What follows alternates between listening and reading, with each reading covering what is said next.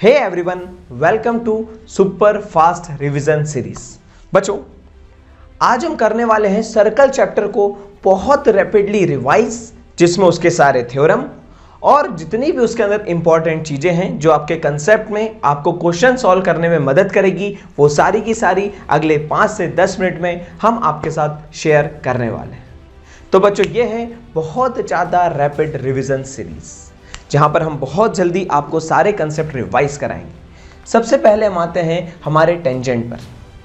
बच्चों, टेंजेंट क्या होता है? ठीक, एक सर्कल है, ठीक है, जो सिकेंट होता है। सिकेंट मतलब सर्कल को दो जगह से काट के जाने वाली लाइन को हम क्या बोलते हैं? Secant. When the two ends point of its corresponding chord coincide, मतलब अगर एक सर्कल है, उसके अंदर ये सिकेंट है, अगर इसके जो दोनों कॉर्ड के जो एंड पॉइंट है वो एक जगह पर आ जाए, कोइंसाइड हो जाए, तो इस लाइन को हम बोलेंगे टेंजेंट। इस लाइन को क्या कहेंगे? हम टेंजेंट कहेंगे। अब टेंजेंट की कुछ कहानियां। There is no tangent to a circle passing through a point inside the circle, मतलब अगर सर्कल के अंदर कोई पॉइंट है तो उससे कोई टेंजेंट पास नहीं हो सकता। अगर सर्कल के ऊपर कोई पॉइंट है तो उससे उस पर सिर्फ और सिर्फ एक टेंजेंट पास हो सकता है, और सर्कल के बाहर अगर कोई पॉइंट है तो उससे दो टेंजेंट पास हो सकते हैं। ठीक है बच्चों, ये कहानी होती है टेंजेंट की। अब कहानी आती है थ्योरम की।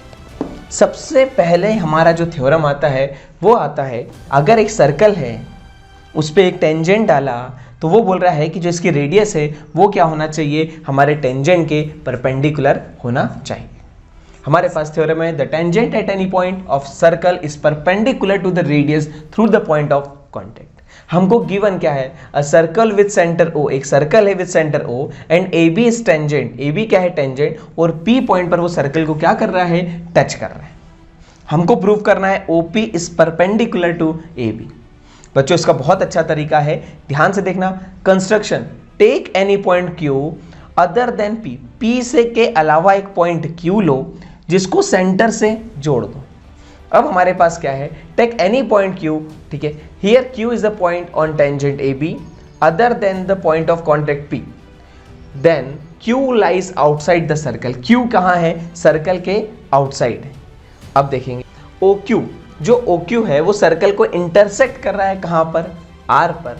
अब हम लिख सकते हैं कि भैया जो ओ पी है वो किसके बराबर है? O R, radius of circle लिखा है। और जो ओ क्यू है वो किसके बराबर है? ओ आर प्लस में R Q. O R plus में आर क्यू।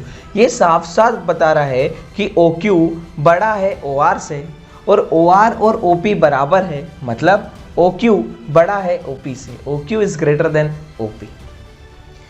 तो हमारे पास क्या आ गया? 10। OP is the shortest distance from the centre. OP क्या है? Shortest distance from the centre on the tangent. Tangent के ऊपर सबसे छोटा डिस्टेंस क्या है? OP। और जो सबसे छोटा डिस्टेंस होता है वो हमारा क्या होता है? परपेंडिकुलर। आइए आगे बढ़ते हैं। अब बोल रहा है दूसरा और सबसे important theorem, the length of tangent drawn from an external point to a circle are equal. अगर कोई एक्सटर्नल पॉइंट से किसी सर्कल पर जो दो टेंजेंट डाले गए हैं उसकी लेंथ बराबर होती है, ये हमको प्रूव करके देना है। अच्छा, हमने क्या करे बच्चे? दो ट्रायंगल लिए, ट्रायंगल OPA और OQA, दो ट्रायंगल लिए। हमको पता है OP और OQ बराबर है radius of circle. OA equal to OA common है, और एंगल P और एंगल Q क्या होता है? 90। Tangent is perpendicular to radius. ठीक है, तो हमारा क्या होगा? राइट एंगल, उसका OA क्या हो गया? हाइपोटेनियस। अगर Q 90 डिग्री तो OA क्या हो गया? हाइपोटेनियस। तो hypotenuse same, right angle, hypotenuse और एक साइड। RHS क्राइटेरिया से दोनों क्या हो गए? कॉन्ग्रुएंट। अगर दोनों ट्रायंगल कॉन्ग्रुएंट तो CPCT से वो हमारा क्या हो जाएगा? दोनों लाइंस मतलब दोनों टेंजेंट्स क्या हो जाएंगे? हमारे बराबर।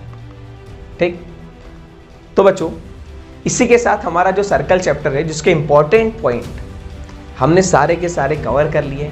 अब बच्चों इसके बाद आप NCERT या कोई भी क्वेश्चन लगाते हैं या फिर आपके सारे फॉर्मूले, सारे थ्योरम यहाँ पर रिवाइज हो चुके हैं, तो बच्चों फोड़ के आना। Best of luck.